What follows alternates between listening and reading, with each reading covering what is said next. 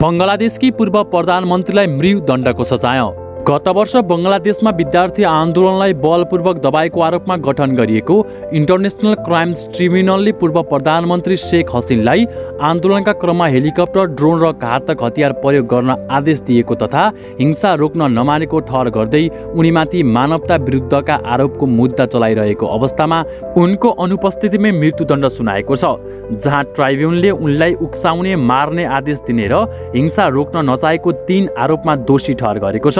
आन्दोलनका बेला करिब 1400 जना मारिएको हुन सक्ने अन्तर्राष्ट्रिय रिपोर्टमा उल्लेख छ। हसिना भने अहिले भारतमा बसिरहेकी छन् र यो मुद्दालाई धेरै पर्यवेक्षकले राजनीतिक उद्देश्यसहितको प्रक्रिया पनि बताइरहेका छन्।